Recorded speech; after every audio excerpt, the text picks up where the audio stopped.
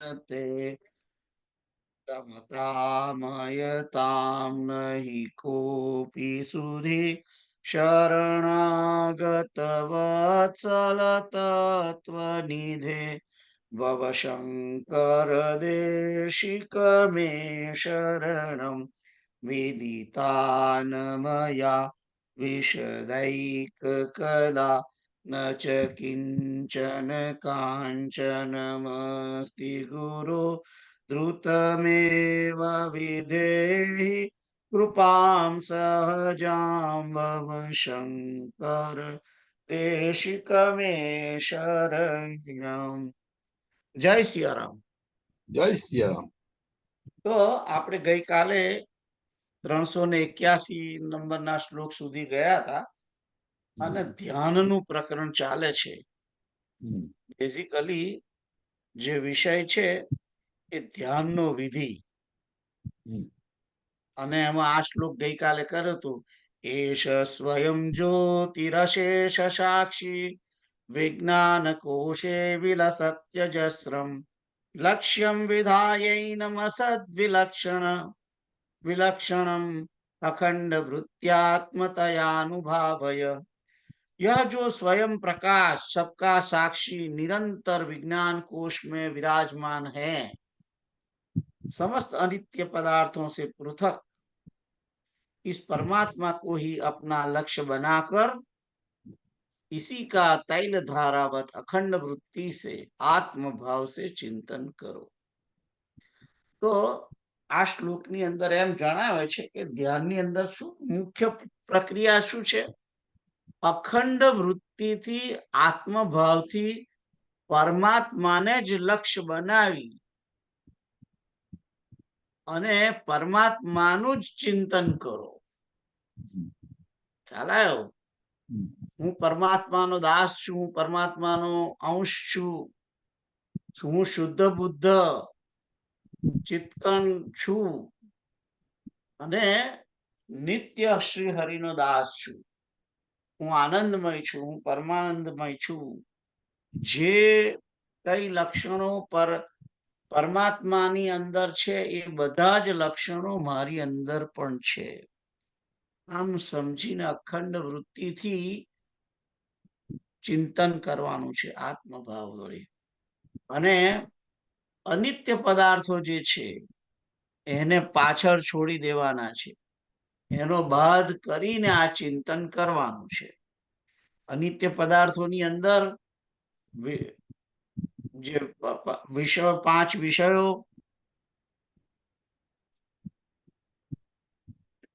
અને જ્ઞાનેન્દ્રિયો, કર્મેન્દ્રિયો, મન, બુદ્ધિ, અહંકાર, આ બધું એનો બાદ કરી અને જે સર્વનો સાક્ષી છે એ વિજ્ઞાનમય કોષની અંદર વિરાજેલો જે પરમાત્મા, જે આપણા આત્માની અંદર બિરાજેલો છે, એને જોડે એનું ચિંતન કરવાનું છે, એનું અનુસંધાન કરવાનું છે।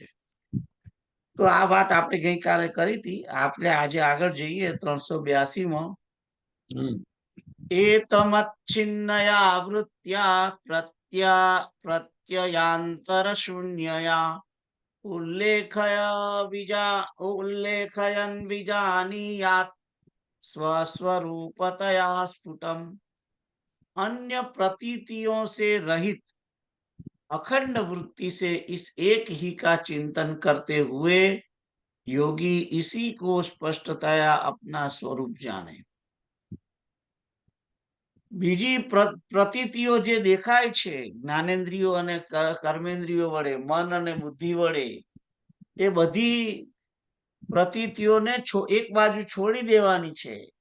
એની તરફ ધ્યાન આપ્યા વગર અખંડ વૃત્તિથી એક જ ચિંતન કરવાનું છે। હું પરમાત્મા જે છે, પરાત્પર પરમાત્મા, એનો શુદ્ધ બુદ્ધ ચિત્તકણ અંશ છું। મારામાં અને પરમાત્માના અંશમાં, પરમાત્માની અંદર કોઈ જ ભેદ નથી, અમે બંને એક જ છીએ। એવું ચિંતન કરવાનું અને પોતે પરમાત્માનો દાસ છે એમ યોગી આ રીતે સ્પષ્ટતયા પોતાનું સ્વરૂપ જાણે.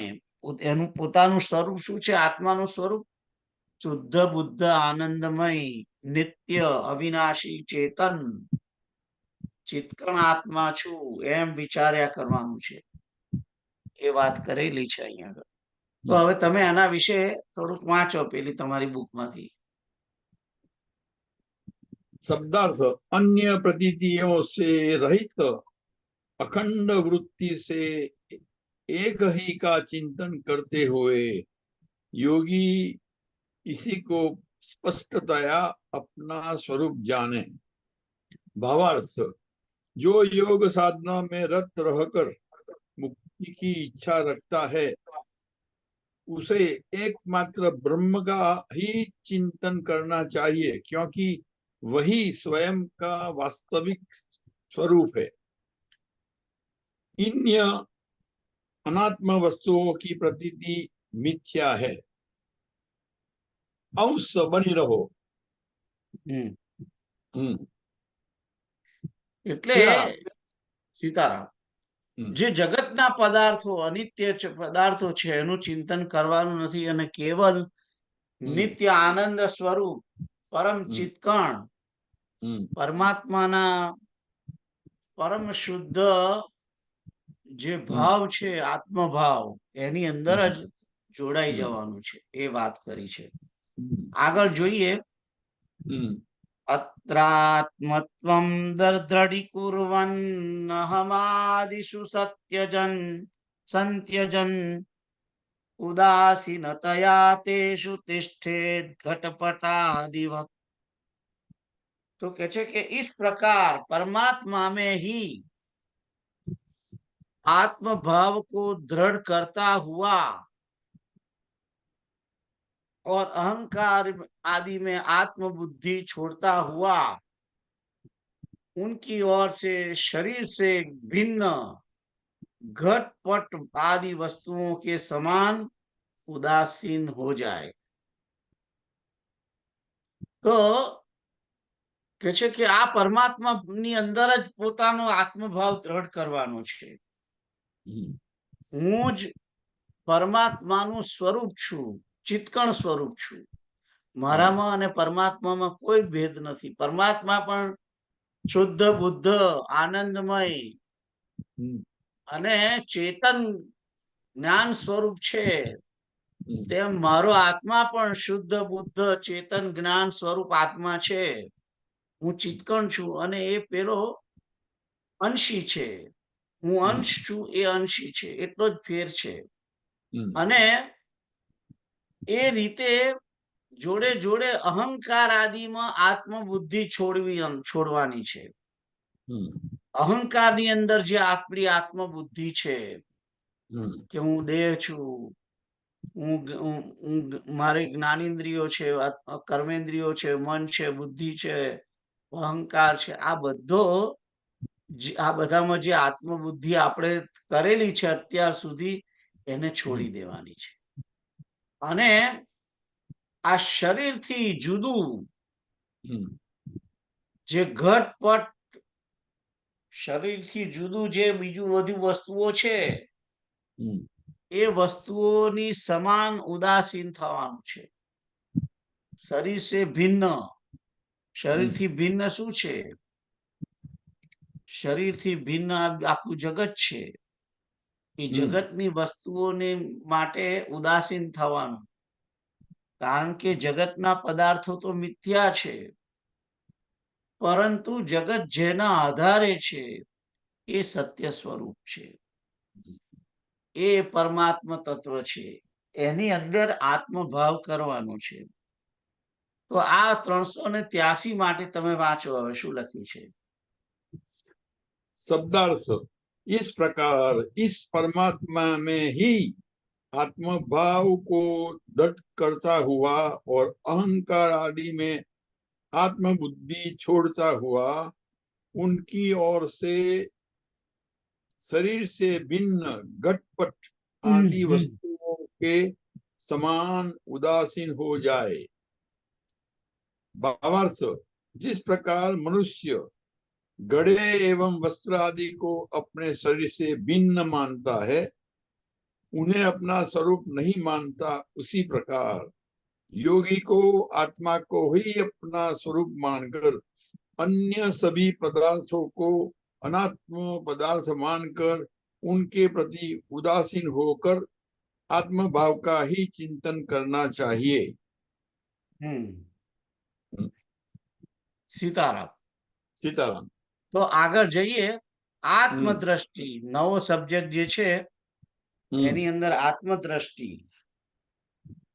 વિશુદ્ધમંતકરણમ વિશુદ્ધમ અંતઃકરણમ સ્વરૂપે નિવેશ્ય સાક્ષિણ્યવબોધમાત્રે શનૈર્નિશ્ચલતામુપાનયન પૂર્ણમ સ્વમેવાનુવિલોકયેત. સર્વના સાક્ષી, सबके साक्षी અને ज्ञान स्वरूप आत्मा में अपने शुद्ध चित्त को लगाकर धीरे धीरे निश्चलता प्राप्त करता हुआ अंत में सर्वत्र अपने ही को परिपूर्ण देखे. અહીં આગળ સદા में समत्वम ये जे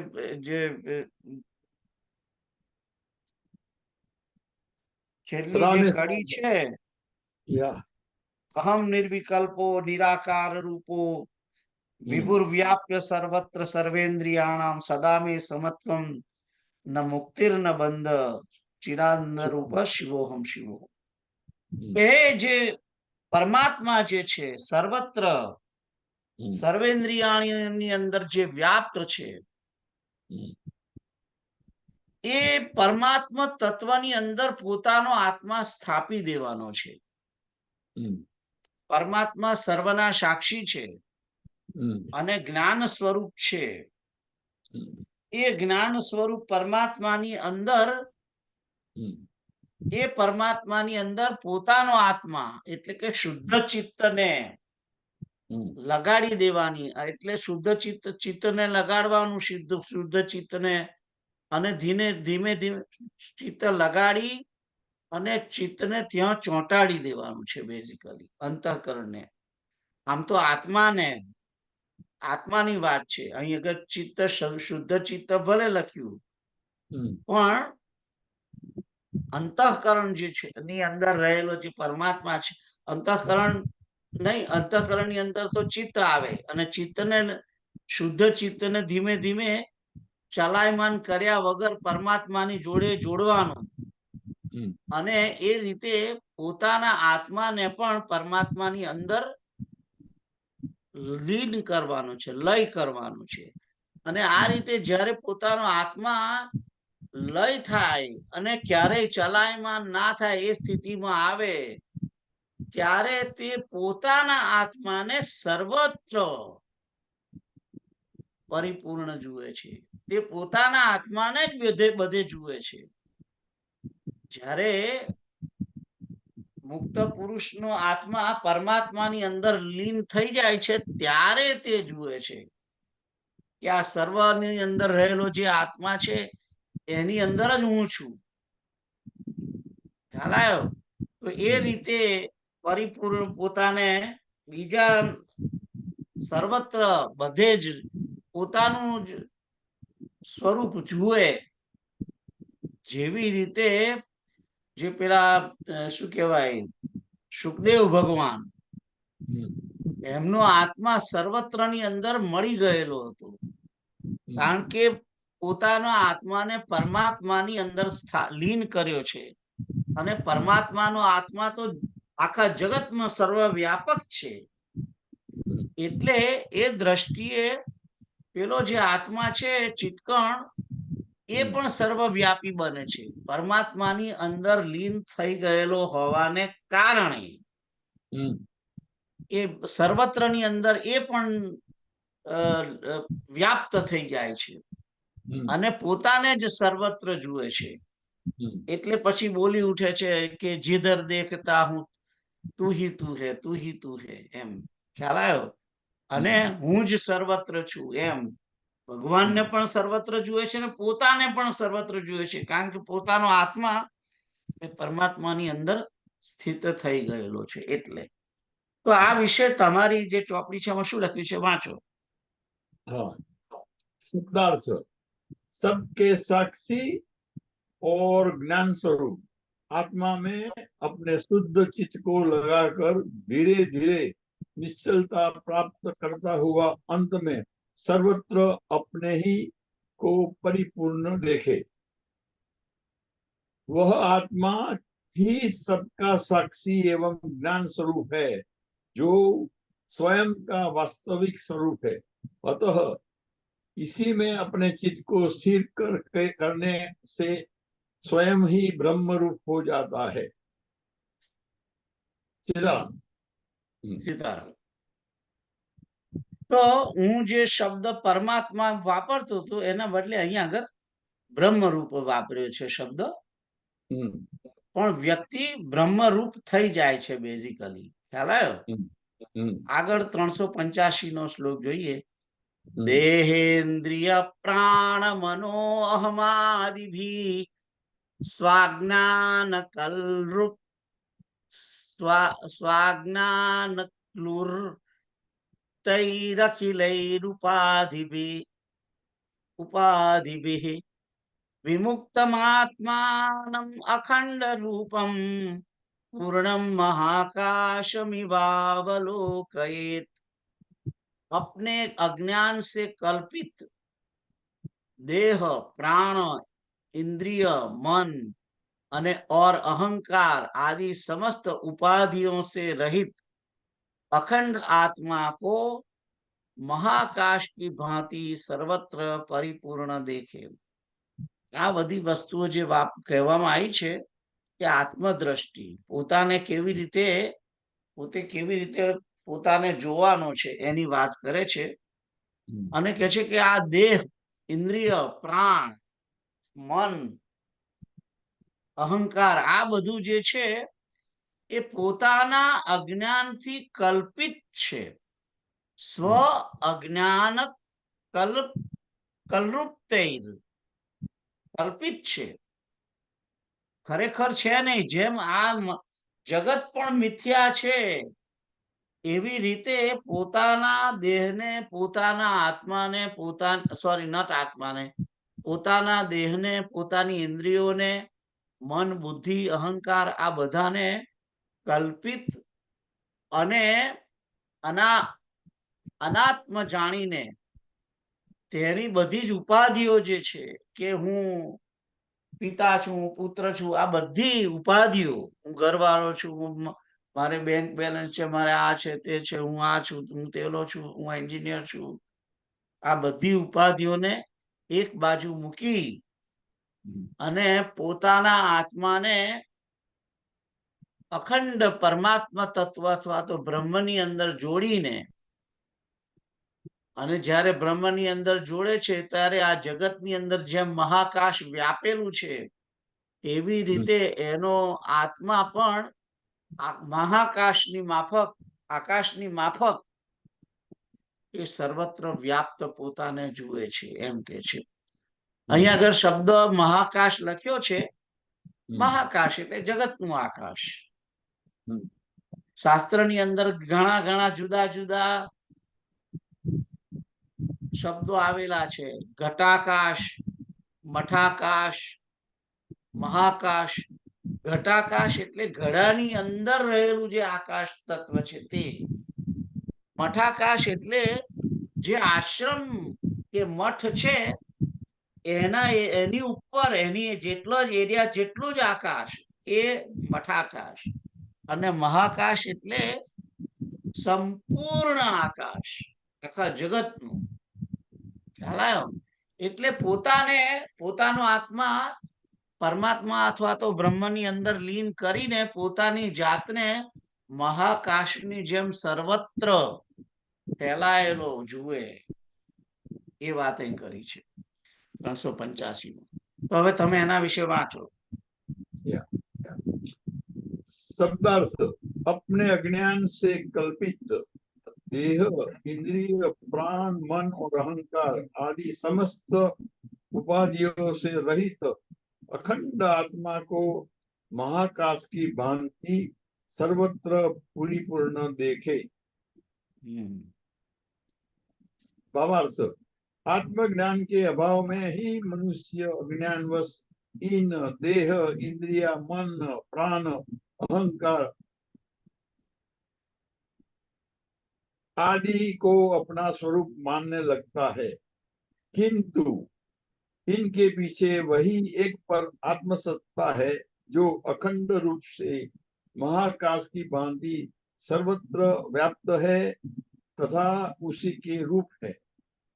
ज्ञानी को इस प्रकार सर्वत्र उस अखंड आत्मा को ही देखना चाहिए, उसमें कहीं भी भेद नहीं करना चाहिए।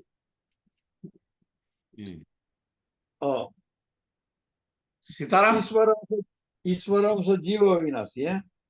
या આગળ છે 386 घटकलश कुशल शुचि मुख्यैर्गगनमुपाधि शशतैर्विमुक्तमेकं भवति न विविधं तथैव शुद्धं परमहमादिर्विमुक्तमेकमेव। घटकलश कुशल शुचि मुख्यैर्गगनमुपाधीशतैर्विमुक्तमेकं भवति न विविधं तथैव शुद्धं परमहमादिविमुक्तमेकमेव। जिस प्रकार आकाश घट कलश कुशल सूची आदि सैकड़ों उपाधियों से रहित एक ही रहता है, नाना उपाधियों के कारण वह नाना नहीं हो जाता, उसी प्रकार अहंकार आदि उपाधियों से रहित एक ही शुद्ध परमात्मा है। तो नहीं अगर जे पेला मैं गई वखते मैं तमने कह્યું ઘટાકાશ ને મઠાકાશ ને બધું એની વાત અહીં એનું ઉદાહરણ આપ્યું છે। તો કે છે કે સોયનું જે પેલું સોયની અંદર જે આકાશ રહેલું છે, સોયનું આકાશ કેટલું હોય? એકદમ નાનું હોય। ખ્યાલ આવ્યો? જો એના કાણાની અંદરનું આકાશ તમે જોવા જાવ તો કેટલું નાનું હોય। સોયનું કાણું કેવડું નાનું હોય, અંદર દોરો જાય એટલું જ હોય, પણ એ આકાશ તો છે। એવી રીતે કુશુલ એટલે કે અનાજનો કોઠો, અનાજનો કોઠો એટલે કે પહેલાના જમાનામાં મકાનો હતા એ ઘરની અંદર કોઠા બનાયેલા હોય, એ ઈંટ વડે જ ચણેલા હોય આખા પૂરેપૂરા, અને નીચે નાનું બખોલું હોય અને ઉપરથી ધાન નાખે જ્યારે બધું પાક આવે ઘરે અનાજ, એટલે પછી એ બધી ગુણો જે ઘઉં કે ચોખા હોય એના જુદા જુદા કોઠા હોય। મારા ઘરમાં મને ખબર છે કે અમારા ઘરમાં કોઠા હતા, તો એમાં કોઠાની અંદર એક કોઠાની અંદર ઘઉં જ હોય, એકની અંદર ચોખા હોય, એકની અંદર દાળ હોય, એવું નો। પણ એ કોઠાની નીચે પાછું જે પેલું નાનું બખોલું હોય એને પાછું પતરાનું નાનું બારણા જેવું હોય, એ ખોલો સહેજ ઊંચું કરો એટલે પેલું આખો કોઠાર તો ભરેલો હોય ને, એટલે પેલું અનાજ જે છે એ થોડુંક નીકળે, પછી આપણે તમારા હાથ વડે એને વધારે પાછું બહાર કાઢવાનું, આવા કોઠા હોય છે। તો એ કોઠાની અંદર આકાશ કેટલું હોય? કોઠાની વોલ્યુમ જેટલું આકાશ હોય। ઘડાનું આકાશ ઘડા જેટલું જ હોય, ઘડાની અંદર માઈ રહે તેવું। એટલે અને કળશની અંદર પણ નાનું આકાશ હોય, હમ એટલે જેવું પાત્ર એવું એની અંદર રહેલું આકાશ. હમ પણ આ બધાની અંદર રહેલું આકાશ તો એક જ છે. હમ ભલે એ ઘડાનું આકાશ હોય, કળશનું હોય કે અનાજના કોઠાનું હોય, એ સોયની અંદર રહેલું આકાશ હોય. હમ આકાશ તો આકાશ એક જ તત્વ છે. હમ અને જો એ બધું કાઢી નાખે, હમ જો ઘડો ફોડી નાખે તો ઘડાનું આકાશ પેલા બહારના આકાશમાં મળી જાય. જો પેલો કળશ તોડી નાખે તો કળશનું આકાશ પણ પેલામાં જોડાઈ જાય, મર્જ થઈ જાય. અને કોઠાનું આકાશ પણ જોડાઈ જાય અને સોયનું આકાશ પણ જોડાઈ જાય. કારણ કે આકાશ એક જ છે. એવી જેમ આ બધા નાના જગ્યાઓએ આકાશ જુદું જુદું છે, પણ ખરેખર તો એક જ છે. એમ આપણા બધાની અંદર રહેલો નાનો જે ઝીણો આત્મા છે સર્વની અંદર, એ સર્વમાં રહેલો આત્મા અને જગતનો આત્મા, વિશુદ્ધ પરમાત્મા જેને કહેવામાં આવે છે, એ બંને એક જ છે. ખરેખર તો પરમાત્મા તત્વ એ જ આપણું આત્મ તત્વ છે. પણ આત્મ તત્વ એ ચિત્કણ છે અને પરમાત્મા તત્વ બ્રહ્મ છે, બહુ મોટું છે. એટલો જ ફેર છે, બીજો કોઈ ફેર નથી. તો જે શુદ્ધ વિશુદ્ધ પરમાત્મા તત્વ જગતનું અધિષ્ઠાન છે, એ જ રીતે આપણા શરીરનું અધિષ્ઠાન આપણો આત્મા એ પરમાત્માના સમાન જ છે. બંને એક જ છે, એમાં કોઈ ભેદ નથી, એમ કહેવા માંગે છે. બધું જ કે છે કે એક શુદ્ધ પરમાત્મા જ છે. જુદી જુદી ઉપાધિઓને કારણે આકાશ નાનું મોટું છે ખરું, પણ જો એ બધી ઉપાધિઓ નીકળી જાય તો આકાશ એક જ છે ને. એવી રીતે આ મારા શરીરની અંદર રહેલો આત્મા, કીડી અંદર રહેલો આત્મા, હાથીની અંદર રહેલો આત્મા, સંન્યાસીની અંદર રહેલો આત્મા, ચાંડાલની અંદર રહેલો આત્મા, કૂતરાની અંદર રહેલો આત્મા, બ્રાહ્મણની અંદર રહેલો આત્મા, આ બધા આત્મા એક જ છે. ગાયની અંદર રહેલો આત્મા, બધા એક જ આત્મા છે. અને બધા આત્મા એ પરમાત્મા તત્વના જેવા જ છે. ખાલી આ બધા આત્મા જુદા જુદા છે અને ચિત્કણ છે. અને તેમને બધાને પોતપોતાનું એક શરીર છે, એની અંદર જ એ વ્યાપેલા છે. જ્યારે પરમાત્મા તત્વ આખા જગતની અંદર વ્યાપ્ત છે અને બ્રહ્મ મોટું છે, એટલે એ પરમ તત્વ છે, પરમ આત્મ તત્વ છે. અને આપણું જે છે એ નાનું આત્મ તત્વ છે, ચિત્કણ આત્મ તત્વ છે. તો આ બંનેમાં કોઈ ફેર નથી, એમ કહેવા માંગે છે 386માં. હવે તમે એના વિશે વાંચો. शब्दार्थ: जिस प्रकार आकाश, घट, कलश, कुसूल, सूची आदि सैकड़ों उपाधियों से रहित एक ही रहता है, नाना उपाधियों के कारण वह नाना नहीं हो जाता, उसी प्रकार अहंकार आदि उपाधियों से रहित एक ही शुद्ध परमात्मा है। भावार्थ: जिस प्रकार आकाश सर्वत्र व्याप्त है तथा एक ही है, वह घट, कलश, कोठे आदि के कारण भिन्न भिन्न नहीं हो जाता कि सब में भिन्न भिन्न आकाश है, उसी प्रकार एक ही आत्मा सर्वत्र व्याप्त है। व्यक्ति व्यक्ति में आत्मा में भिन्नता नहीं होती। अहंकार के कारण ही अज्ञानवश मनुष्य प्रत्येक व्यक्ति में भिन्न भिन्न आत्माएं मानता है। अहंकार ही अज्ञान है, जिसके हटने पर सर्वत्र एक ही आत्मा के दर्शन होते हैं। सीताराम। સીતારામ. તો આઈ થિંક તમને ખ્યાલ આવી ગયો છે શું કહ્યું છે. 387 નો શ્લોક જોઈએ. हम्म, બ્રહ્માદિસ્તંભ પર્યંતા મૃષા માત્રા ઉપાધયઃ તતઃ પૂર્ણમ સ્વમાત્માનમ પશ્યેદેકાત્મના સ્થિત. તો કે છે કે બ્રહ્માથી માંડીને તૃણ સુધી हम्म, બધી જ ઉપાધિઓ મિથ્યા છે. हम्म, બધી જ ઉપાધિઓ, તમામ જે બધા ઉપાધિઓ એટલે તમામ યોનિના પ્રાણીઓ, એના જે શરીરો છે એ બધા મિથ્યા છે. એ બ્રહ્માનું શરીર હોય કે પછી અશ્વિની કુમારોનું હોય કે બીજા દેવતાઓનું હોય, મનુષ્યોનું હોય, ચાંડાલનું હોય, કીડીનું હોય, હાથીનું હોય, ગાયનું હોય, કૂતરાનું હોય, સિંહનું હોય, મનુષ્યોના હોય, ગમે તે દેહ,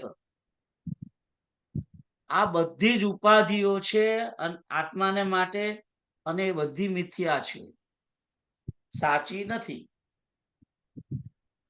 અને એટલા માટે પોતાની અંદર રહેલો જે આત્મા છે એ એક રૂપથી સ્થિત પરિપૂર્ણ આત્મ સ્વરૂપ જોવો જોઈએ કે મારો આત્મા જ સર્વત્ર વ્યાપ્ત છે.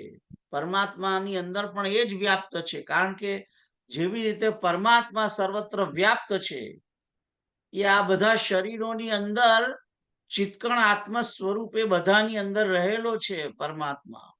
એવી રીતે મારો આત્મા પણ,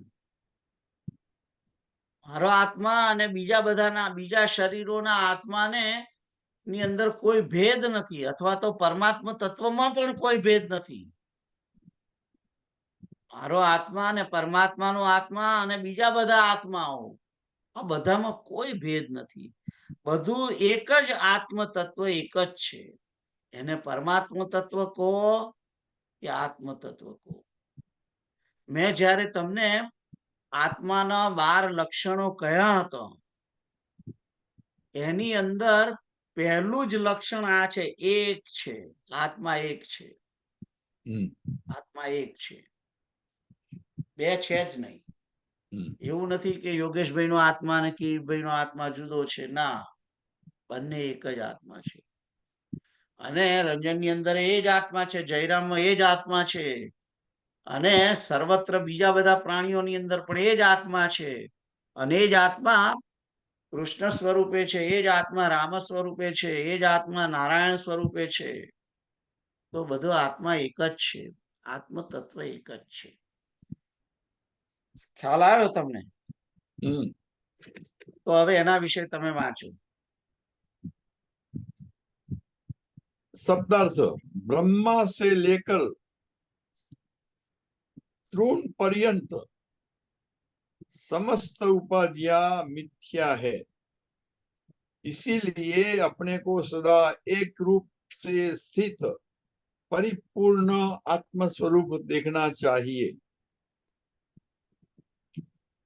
भावार्थ ब्रह्मा से लेकर तृण पर्यंत संसार में जितने भी पदार्थ है वे सब ब्रह्म रूप ही है, इससे उससे भिन्न कुछ भी नहीं है. भिन्न भिन्न कार्यों के अनुसार इनके भिन्न भिन्न नाम मात्र दिए गए हैं, अन्यथा मूल रूप में एक ही ब्रह्म तत्व है. इसीलिए ज्ञानी को इस मिथ्या धारणा का त्याग कर सर्वत्र एक रूप आत्मा ही देखना चाहिए. जिस प्रकार शरीर से भिन्न अंग नहीं है, उसी प्रकार ब्रह्म से भिन्न यह सृष्टि नहीं है. सीताराम. આગળ જોઈએ 388.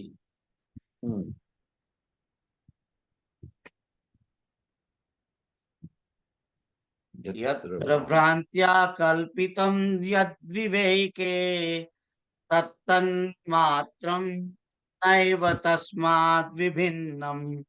भ्रान्तिर्नाशे भ्रान्ति द्रष्टा हि तत्त्वं रज्जुस्तद्वत् विश्वम् आत्मस्वरूपम्. जिस वस्तु की जहां ब्रह्म से अथवा तो जिस आधार में ब्रह्म से कल्पना हो जाती है, उस आधार का ठीक ठीक ज्ञान हो जाने पर वह कल्पित वस्तु तत्रूप ही निश्चित होती है। उससे पृथक उसकी सत्ता नहीं होती, सिद्ध नहीं होती। जिस प्रकार भ्रांति के नष्ट हो जाने पर रज्जु में भ्रांतिवश प्रतीत होने वाला सर्प रज्जु रूप ही प्रत्यक्ष होता है, वैसे ही अज्ञान के नष्ट हो जाने पर संपूर्ण विश्व आत्म स्वरूप ही जान पड़ता है। तो અહીં એમ કે છે કે માનો કે અંધારું હોય અને આપણને ભ્રમ થાય, રસ્તામાં નીચે દોરડું પડ્યું હોય રજ્જુ, અને આપણને ભ્રમ થાય ને એમ થાય કે આ સાપ છે અને ગભરાઈ જઈએ, પણ પછી ખરેખર એટલે સાપ જે થયો છે એ તો આપણે ભ્રમ વડે કલ્પના કરી છે, ખરેખર સાપ ત્યાં છે નહીં। પણ જ્યારે અજવાળું થાય છે, પ્રકાશ કરવામાં આવે છે, ત્યારે તન પ્રકાશથી જોઈએ છે ત્યારે એમ ખબર પડે છે ના ના આ તો દોરડું છે, રજ્જુ છે। તો પછી એ તમને પ્રત્યક્ષ દોરડા સ્વરૂપે જ દેખાય છે। એવી જ રીતે કે છે કે જે વસ્તુની જે આધારમાં ભ્રમથી કલ્પના થાય છે, આપણે આ દેહ છે એ કલ્પના કરેલો છે દેહ, પણ દેહ કોના આધારે છે? દેહ આત્માના આધારે છે। દેહ નિત્ય ક્ષય પામે છે, એ રોજ ડિટરિયોરેશન તરફ જાય છે અને એ રહેતો જ નથી, પરંતુ રહે છે શાથી? આત્માની ઉપસ્થિતિને કારણે। એનું તેજ એટલું બધું છે કે પેલું જે, કારણ કે દેહ જે છે એ દેહ તો વાસી વસ્તુઓથી, અન્નથી બનેલો છે। જે અન્ન હવારમાં બનાવ્યું હોય હાંજે બગડી જાય અને 2-3 દિવસ પછી તો એ કોવાઈ જાય। એવા અન્નથી બનેલા દેહનો ભરોસો શું? તેમ છતાં એ દેહ આવો તાજો માજો ને ગંધ્યા વગરનો ને કોવાયા વગરનો રહ્યો છે, એનું કારણ શું છે? અંદર આત્મ તત્વ જે છે એ આત્મ તત્વનો જે પ્રકાશ એટલો બધો તેજ છે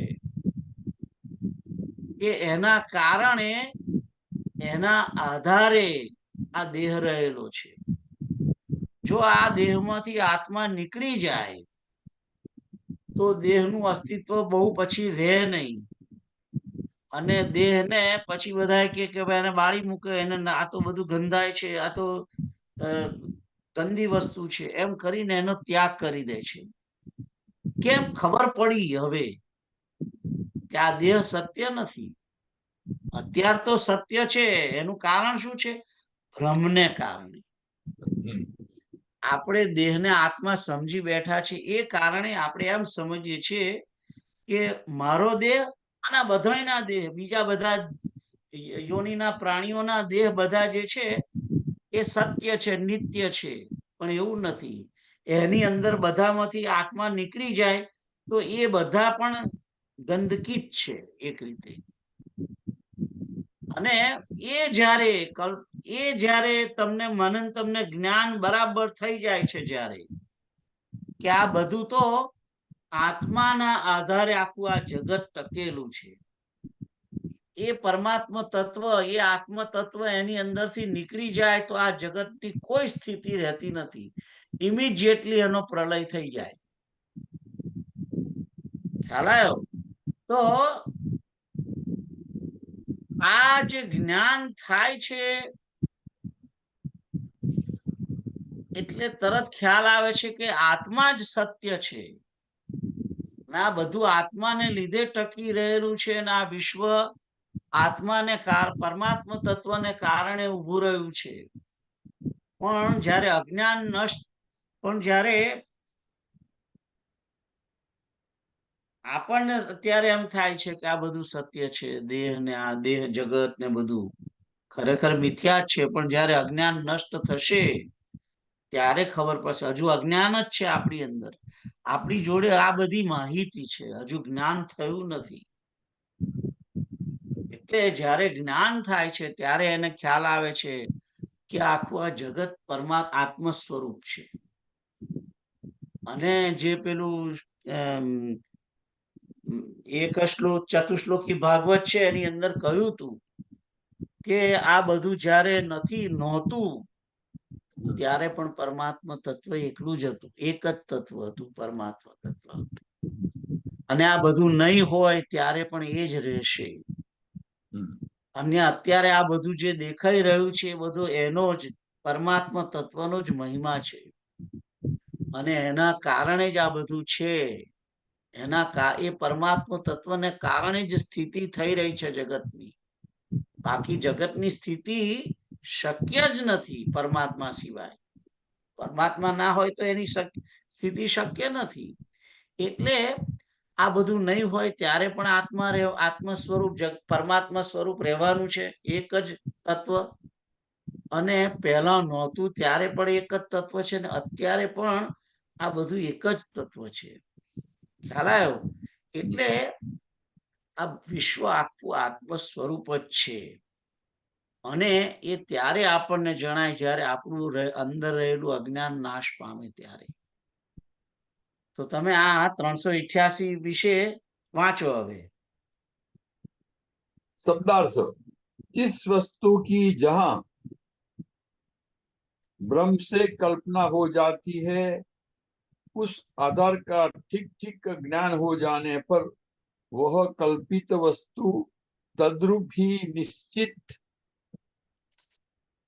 होती है, उसके पृथक उसकी सत्ता सिद्ध नहीं होती। जिस प्रकार भ्रांति के नष्ट होने पर रज्जु में भ्रांतिवश प्रतीत होने वाला सर्प रज्जु रूप ही प्रत्यक्ष होता है, वैसे ही अज्ञान के नष्ट होने पर संपूर्ण विश्व आत्मस्वरूप ही जान पड़ता है। भावार्थ, आत्मा में संस्कार का भ्रम होना प्रकृति के तमोगुण की आवरण शक्ति से होता है, जिससे वस्तु होती कुछ है एवं दिखाई कुछ और ही देती है। जिस प्रकार रस्सी भ्रम के कारण ही सर्प प्रतीत होती है, किंतु भ्रम दूर हो जाने पर वह रस्सी ही दिखाई देती है, उसी प्रकार भ्रम के कारण ही यह संसार आत्मा से भिन्न रूप में दिखाई देता है, किंतु यह भ्रम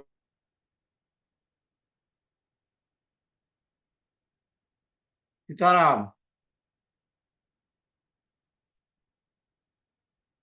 सीताराम सीताराम सीताराम सीताराम फरी वाँचू? થોડુંક વચ્ચે પાછળ થોડુંક ના સંભળાયું. છેલ્લી 5-6 લીટી વાંચો.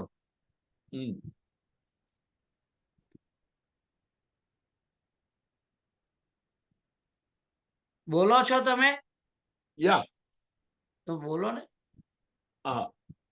आत्मा में संसार का भ्रम होना प्रकृति के तमोगुण की आवरण शक्ति से होता है, जिससे वस्तु होती कुछ है एवं दिखाई कुछ और ही देती है।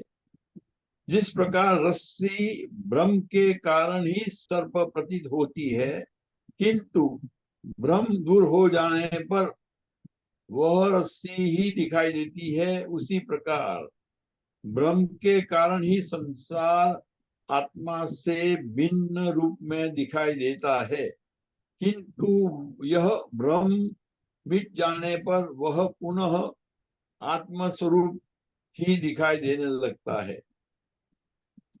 सीताराम। સીતારામ.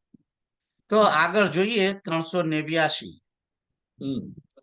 स्वयं ब्रह्मा स्वयं विष्णु स्वयं इंद्र स्वयं शिव स्वयं विश्वम इदं सर्वं स्वस्मात् स्वस्माद् स्वस्मात् अन्यन्न किंचन।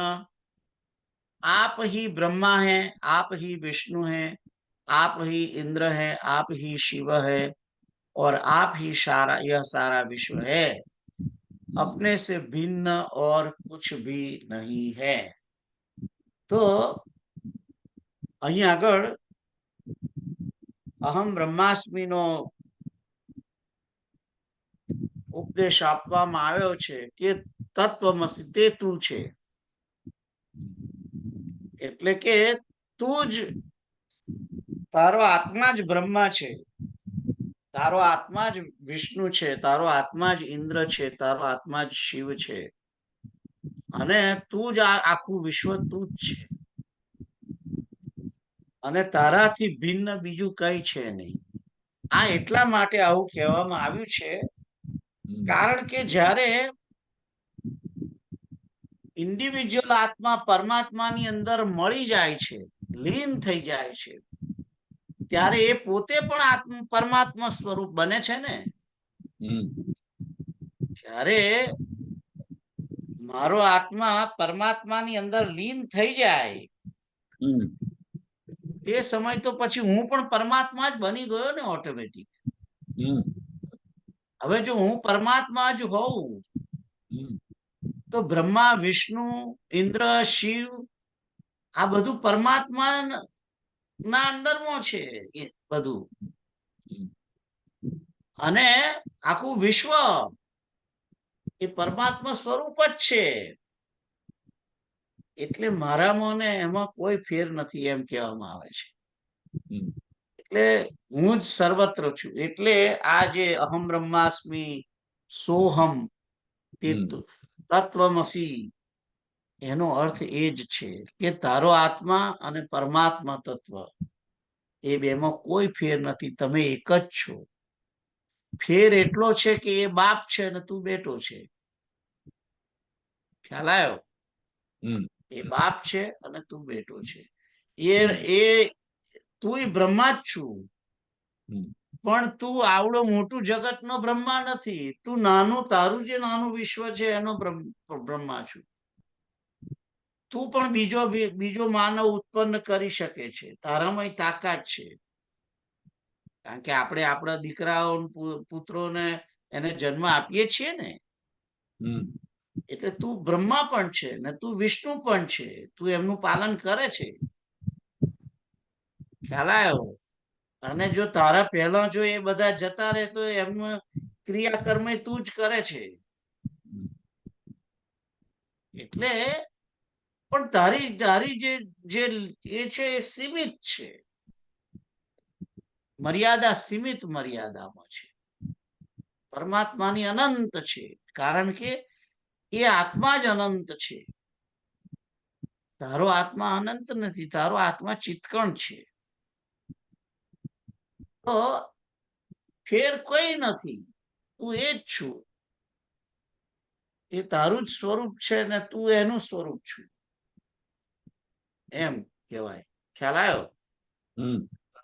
તો હવે તમે વાંચો 389 માટે. शब्दार्थ आप ही ब्रह्मा है, आप ही विष्णु है, आप ही इंद्र है, आप ही शिव है, और आप ही यह सारा विश्व है। अपने से भिन्न और कुछ भी नहीं है। भावार्थ ये ब्रह्मा विष्णु इंद्र शिव आदि कोई भिन्न भिन्न देव नहीं है, बल्कि वही एक ब्रह्म विभिन्न रूपों में प्रकट हुआ है। इसीलिए ब्रह्म से भिन्न नहीं है, बल्कि वही है। इसी प्रकार यह संपूर्ण जगत भी ब्रह्म ही है, इससे भिन्न नहीं है। आत्मा भी ब्रह्म ही है, इसीलिए आत्मा से भिन्न कुछ है ही नहीं, वही सब है। सीताराम। सीताराम। हम्म, ભાગવતની અંદર हम्म, એક શ્લોક છે हम्म, અને એવો શ્લોક છે કે જે हाँ, ભાગવતને સમજી ભણી વાંચી અને પોતે પરમાત્માની પરમાત્મા તત્વને જે પામેલા છે, આવા બ્રહ્મ સ્વરૂપ થયેલા જે છે, हम्म, એ બધા વિષ્ણુ સ્વરૂપ છે, એવો એક શ્લોક છે. हम्म, અને એ 13મા અધ્યાયની અંદર અને 13મા સ્કંદમાં છેલ્લામાં છે. અને એમાં કે છે કે ભગવાને જે ભાગવત કહ્યું એ બ્રહ્માને કહ્યું, એ બ્રહ્મા પણ ભગવાન સ્વરૂપ છે. અને બ્રહ્માએ ભગવાન સ્વરૂપ થઈ અને નારદને સંભળાવ્યું, એ નારદ પણ પરમાત્મા સ્વરૂપ છે. અને નારદ જોડથી એ શ્રીમદ ભાગવત વ્યાસ નારાયણે સાંભળ્યું અને વ્યાસ નારાયણ પણ એ બ્રહ્મ સ્વરૂપ થયા અને એ પણ ભગવાન સ્વરૂપ છે. અને વ્યાસ નારાયણની જોડેથી શુકદેવે એ ભાગવતને સાંભળ્યું અને એ બ્રહ્મ સ્વરૂપ થયા અને એ પણ ભગવાન સ્વરૂપ છે. અને શુકદેવની જોડેથી પરીક્ષિતે સાંભળ્યું અને પરીક્ષિત પણ બ્રહ્મ સ્વરૂપ થયા, તો એ પરીક્ષિત પણ બ્રહ્મ સ્વરૂપ છે. આવો શ્લોક છે. 13મા અધ્યાયના છેલ્લા અધ્યાય 13મા સ્કંદના છેલ્લો અધ્યાય જે 12મો છે, એની અંદર એક જગ્યાએ આવો શ્લોક છે. महात्मा ના ના, સ્કંદ 12મા સ્કંદમાં, સોરી 12મા સ્કંદની અંદર हाँ, જે 13મો કે 12મો છેલ્લો અધ્યાય છે, એની અંદર છે આવો એક શ્લોક. હું તમને ફરી કોઈ વાર બતાવીશ. તો આગળ જવું નથી, કારણ કે કરવો છે એક શ્લોક, કરી લઈએ. एक थसे या અંત સ્વયં ચાપી બહિ સ્વયં ચ સ્વયં પુરસ્તાત સ્વમેવ પશ્ચાત સ્વયં હિ વાચ્યામ સ્વમપ્યુદિચ્યામ તથોપરિષ્ટાત સ્વયં અપ્યધસ્તાત. आप ज भीतर छे, भीतर हैं, आप ही बाहर हैं, आप ही आगे हैं, आप ही पीछे हैं, आप ही दाएं हैं, आप ही बाएं हैं, आप ही ऊपर हैं, आप ही नीचे हैं. તો અહીં આગળ એ રીતે કહી અને પોતે સર્વત્ર વ્યાપ્ય છે આત્મ સ્વરૂપે, એનું અહીં આગળ દર્શન કરાયેલું છે. કારણ કે જે આત્મા સર્વત્ર વ્યાપ્ત પરમાત્માની અંદર લીન થયો, એટલે પછી એ તો દરેક જગ્યાએ છે. એ આ દેહની અંદર પણ છે ને દેહની બહાર પણ છે. એ આ દેહની આગળ પણ છે ને પાછળ પણ છે. ડાબી બાજુએ છે, જમણી બાજુએ છે, ઉપર છે, નીચે છે, સર્વત્ર છે. ખ્યાલ આવ્યો? જેમ ભગવાનનું વિશ્વરૂપ જે જોયું ત્યારે અર્જુન બોલ્યો, નમઃ પુરુષતાત અથ પૃષ્ઠતસ્તે. તમે આગળ છો, તમે પાછળ છો. નમોસ્તુતે સર્વત એવ સર્વ. બધે છો તમે, ઉપર છો, નીચે છો, બધી બાજુએ છો, સર્વત્ર છો. આવો નમસ્કારનો શ્લોક છે. નમોસ્તુતે સર્વત એવ સર્વ અનંત વીર્યામિત વક્રમસ્ત્વમ સર્વમ સમાપ્નોષિ તતોસી સર્વ. તમે બધાને સમાવીને રહેલા છો, બધા તમારી અંદર સમાયેલા છે. અને આ બધું તમારામાં સમાયેલું છે. એ રીતે તમે સર્વત્ર સર્વદા છો. એ આત્મ સ્વરૂપ જયારે બ્રહ્મ સ્વરૂપ વ્યક્તિ થાય છે ત્યારે બને છે. તો તમે આ વાંચી લો જલ્દી, 390. आप ही भीतर है, आप ही बाहर है, आप ही आगे है, आप ही पीछे है, आप ही दाएं है, आप ही बाएं है, आप ही ऊपर है, आप ही नीचे है.